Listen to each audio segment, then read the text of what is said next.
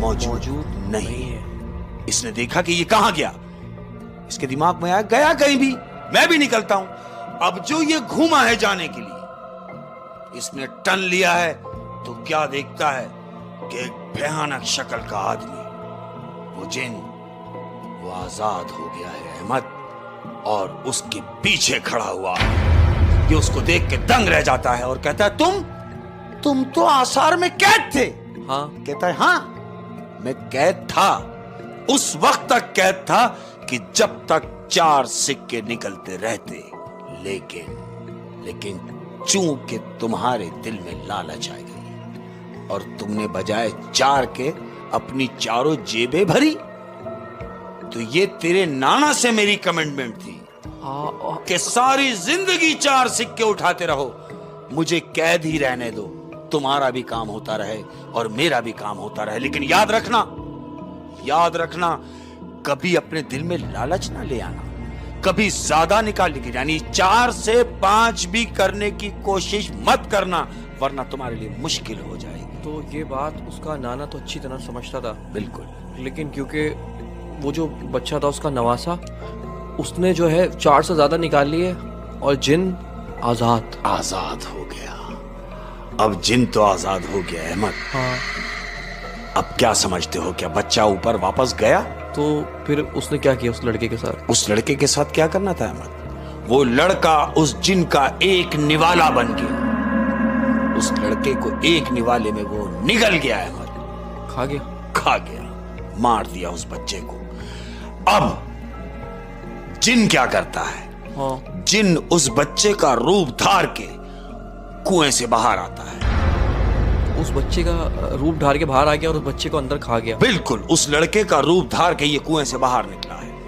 اب کنویں سے باہر نکلنے کے بعد سب سے پہلے کیا کام کرتا ہے کہ گھر میں کون موجود ہے؟ کوئی بھی نہیں سوائے اس کی نانی کی۔ ہاں، اس نے دیکھا کہ نانی گھر میں اکیلی ہے، لیکن چوں کہ نانی تو اس کی ہے جو لڑکا مر گیا، یہ تو جن ہے۔ جن نے نانی کو بھی مار دیا احمد، اس گھر کے جو فرد تھے اس کو بھی مار دیا۔ دن گزرے، دوسرے دن ایک عجیب واقعہ ہوا گاؤں میں۔ وہ واقعہ کیا ہوا احمد کہ جب دوسرا دن ہوا تو کیا دیکھتے ہیں کہ گاؤں میں 300 گھر ہیں، اور ہر گھر سے ایک آدمی مر گیا احمد۔ 300 گھر ہیں اور ہر گھر میں سے ایک آدمی مر گیا۔ اس گاؤں کے 300 گھروں میں سے 300 مرد مر گئے احمد دوسرے ہی دن۔ تو یہ واقعہ گاؤں والوں کو کچھ عجیب نہیں لگا؟ عجیب لگا، بلکہ عجیب و غریب لگا۔ سب کہہ رہے ہیں کہ یہ ایک دم اچانک ایسے کیسے ہو سکتا ہے، کسی کو بھی یقین نہیں آ رہا کہ ایسا کیوں ہو گیا۔ دوسرے دن کیا ہوتا ہے احمد کہ دوسرے دن، یعنی ایک تعجب ہو جانے والی بات کہ دوسرے دن بھی ایسا ہی عمل ہوا کہ پورے گاؤں کے وہ جو گھر ہیں 300، ان 300 گھروں کا ایک فرد مرنا شروع ہو گیا۔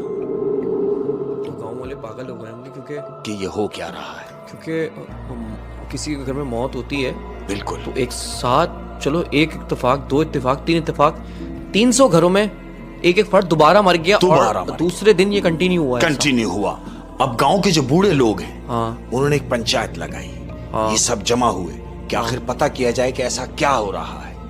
یہ ایک پڑھائی کرنے والے کو گاؤں میں لے کر آئے اور اس کو آ کے ساری صورتحال سے آگاہ کیا کہ ایسے ایسے معاملات ہیں، ہر گھر سے ایک جنازہ اٹھ رہا ہے۔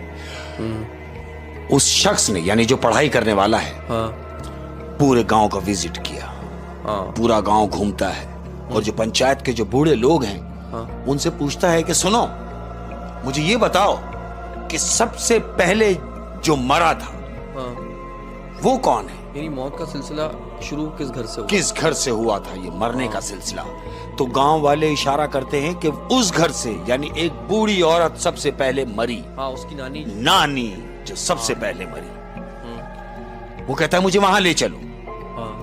وہ شخص کو وہاں لے جاتے ہیں۔ اب چوں کہ گھر پر تو کوئی ہے نہیں، وہ شخص کو اس گھر میں لے گئے، اس نے اس پورے گھر کا جائزہ لیا، اور جائزہ لینے کے بعد وہ صحن میں جیسے ہی داخل ہوا ہے، صحن میں آ کے کھڑا ہوا ہے